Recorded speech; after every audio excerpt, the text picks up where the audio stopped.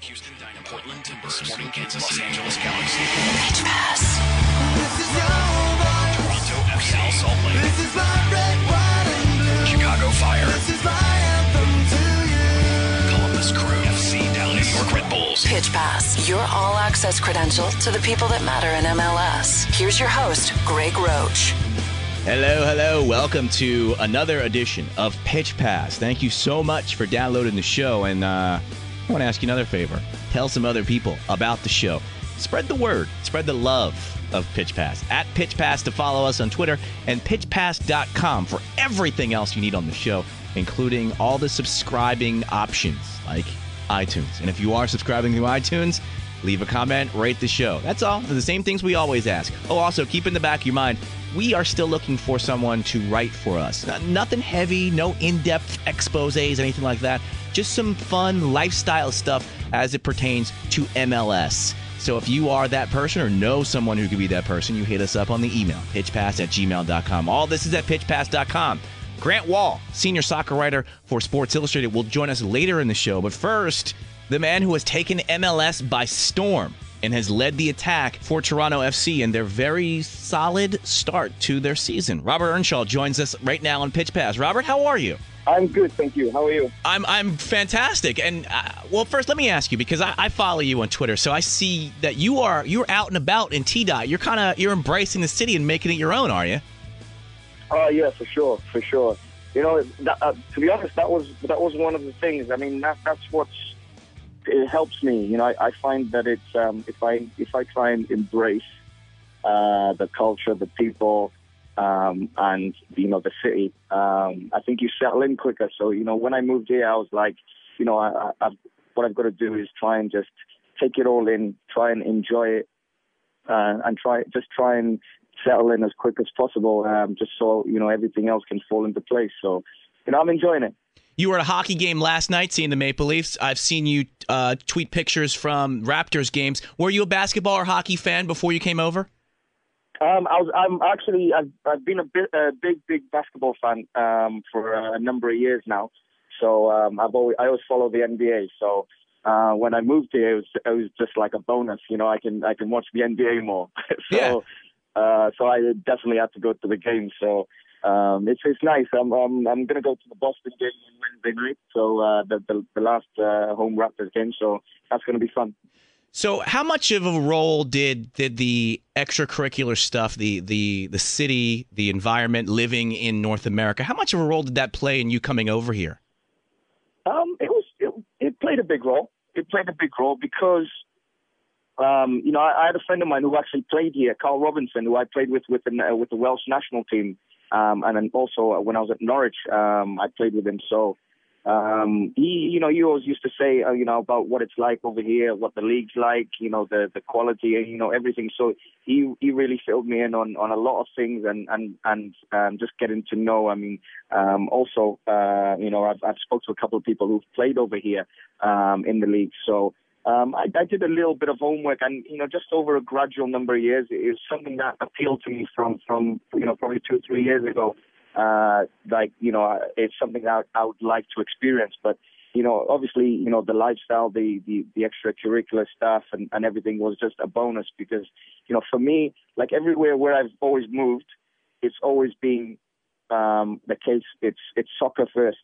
You know, it's like. Can I see myself doing well at this place? Can I see myself, you know, being good and enjoying it? And can I try my best at this place? And Toronto fitted all that, you know, and that's why I came over. How much of a factor was Ryan Nelson being the head coach in your decision?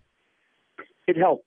Because, you know, I played against him. I spoke to a few people who knew him, and you know, everybody speaks highly of him. So. You know, as a person, as a guy and everything, you know, I knew that, you know, if he wanted to bring me over here, it was for a reason, you know.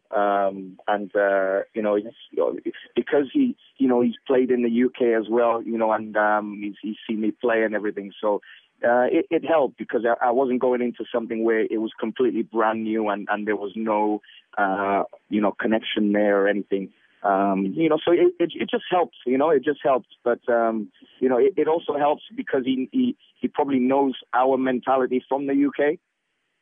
So, with certain things and obviously like the moving over and everything, he can also sort of be there and understand, the mentality as well. Is it a refreshing change for you? Going back to Twitter, I saw just random guys seeing you on the street taking pictures of you. Is it refreshing to be able to walk the streets of the town that you live in and kind of blend in with the rest of the people? It is, yeah. It's nice, because like you can a lot of the time you can sort of walk around and get to explore the city and go for a coffee and restaurant and things like this.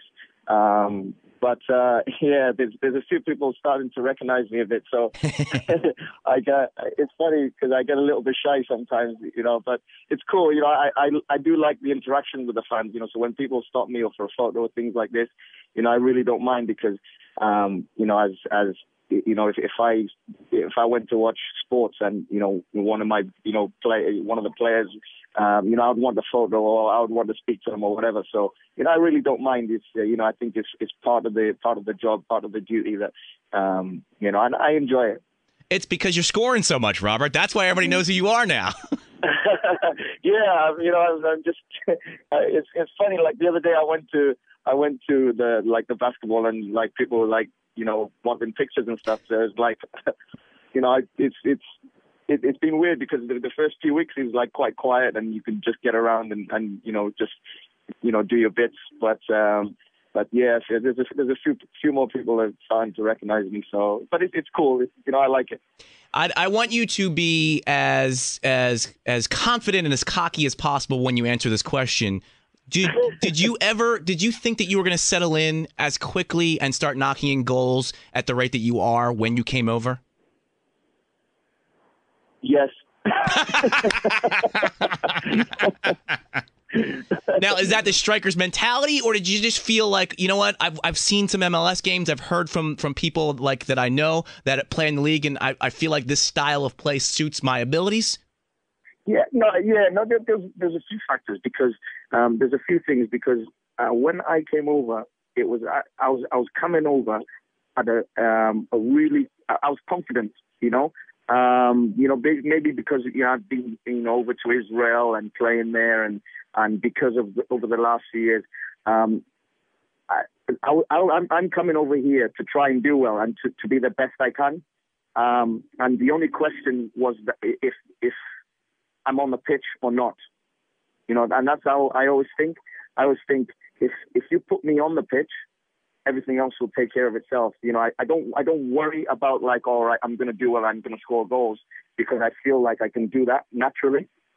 So the only worry was like, if you got me on the pitch or not, really. So, and with Ryan, obviously Ryan Nelson bringing me here, and he wants me to be on the pitch. He wants me to play a lot of minutes. And it's like, for me, if I was doing that and thinking, right, okay, I'm coming over here and I'm going to play a lot of minutes, everything else I could say, it's going to take care of itself. I'll score goals. I'll try and do well for the team. So that's really why I say yes. Because as long as I'm on the pitch, I think, I'll always try and do my best and try and do well. And hopefully, like now the goals are flowing. So. I can say yes, because I'm confident enough, Yes. That's what Inform is all about, is me being able to say, yes, I knew I was going to do this. Yeah. And that also takes, there's a lot of factors as well because, it's difficult, even though obviously I've got a few goals in it. It's been difficult because there's a transition in the team and the squad because it's a brand new team and we just, things are just starting. We're a brand new team and a lot of new players. So the fact that we've actually gelled pretty well so far. It's been brilliant, but we're still a work in progress. So I'm hoping we can try and turn draws into very good wins. And that's going to be the big factor. But, like I said, we're still just a work in progress. So hopefully we can keep it going. It's interesting that you bring that up because this is your first season in MLS and with TFC. This is a team that's in transition, especially after what happened last year. So do you feel it in the locker room and in the city? Do you feel that this team is off to a fresh new start? Yeah, definitely. Yeah, I definitely feel that. And it was important to get that across to all the new guys and get the point of, listen, forget what's happened with Toronto before. This is a brand new Toronto, brand new players, coaching staff, and, even Kevin Payne coming in was a huge, huge thing. So, all these things just as is automatically pushing us towards thinking and changing the mentality of, whatever's happened before in Toronto is happened. But this is a team that's, we're going to try and get results now. We're going to try and do something, try and achieve something. And, I love being part of that because, that's another thing that I look for in a team I'm playing for is, I don't want to be like mediocre. I don't want to be just settle. I want to do good. I want my team to do good. So it's just having, changing the mentality a little bit and just keep working hard. I don't want to put you on the spot, but Canada is a country that struggles in this sport for a number of reasons. And you being a high profile player coming in playing on the Canadian centerpiece team, do you feel any obligation or duty to help out younger Canadians in Toronto and specifically TFC? Yeah, I mean, obviously, I think we have to. I think it's difficult because, I think for us, I think we need to, like I said earlier, we need to try and change the mentality. We're going to try and achieve something. We're not going to always win every single game, or we're not going to win, run away with things, because we're a new team. But we're going to push ourselves as hard as possible and work as hard as possible because, for the fans paying to come out and watch us, and they want to see good games. They want to see us work as hard as possible. So we're going to try and achieve that. And then that's hopefully going to not have a knock-on effect in the city and everybody watching soccer, because, from what I hear and believe, from everyone, there's a lot of soccer fans and, especially kids and things like this. And if we can set a good example and do the right things for the younger kids watching us, this is going to be incredible because then it's going to put on a knock-on effect for the next few years, and hopefully, we can have a team that we're proud of. There are a lot of Cardiff fans tweeting at you today with memories of your spell at Cardiff City. Do we congratulate you on Cardiff's promotion to the Premier League next season? Oh yeah, I mean, I hope so. I've been a part of it. Like I said on Twitter earlier that I came in to Cardiff City when I was 16. And was just a kid who just wanted to play soccer. So as soon as I spent 8.5 years at the football team. So 8.5 years of my playing career, it was huge. And I probably had my best times there. So. To see them go up to the Premier League has been incredible. It's something I've been involved with. I've seen the fans and everything, the following. So it's huge for the city as well. So I think it's going to be a great thing next year. Do you love the color change? I disagreed with it, to be honest, because that was like I said, when I came through, it was always Bluebirds, and that's the nickname, and everything was blue. So to change to like the whole colors, I didn't really agree with it. So, but it's not my football club, and that's the way they want to go. But I'm sure the fans will support the team no matter what, though. So before I let you go, you're entering your mid-30s. Do you ever ask Giggs, "Hey, what's your secret? And can a little of that rub off on me because I want to play as long as you play?" To be honest, I actually the thing is, you've got to feel young. I feel young. I don't think of myself as I still think of myself as like mid-20s, say. Because I'm lucky as well because my body and everything like that, I feel good. But I'm confident enough and everything. And I always feel young, So for me, I've got a lot more years to go yet. So I'm hoping I can achieve some great things before I finish up. So we'll see how it goes. But I'm just enjoying myself and trying to embrace everything. You guys have 3 home games in a row starting this weekend against Houston. I know you guys aren't happy with the way that the season started overall, but for coming off of last season, TFC is definitely off to a really, really solid start. And 3 home matches in a row, you guys can really have a chance to do some business and move up the table now. Yeah, and it's important. It's important. We need to try and turn these draws into wins.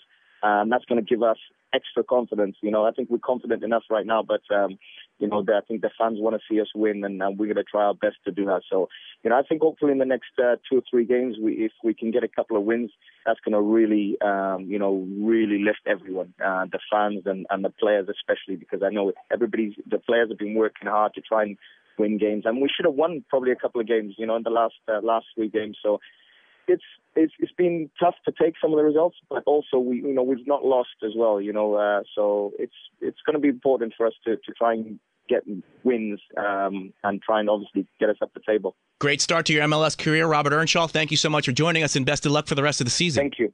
Thank you, guys. Thank you. That's Robert Earnshaw. You know Robert Earnshaw. I don't need to tell you who that was. Wow. And make sure you follow him on Twitter. He's a very good tweeter. I like when people tweet things that aren't always soccer related, and he does a great job of balancing his private life and his professional life. So some good information about the team, great information about the guy himself. So make sure you're following at Robert Earnshaw on Twitter.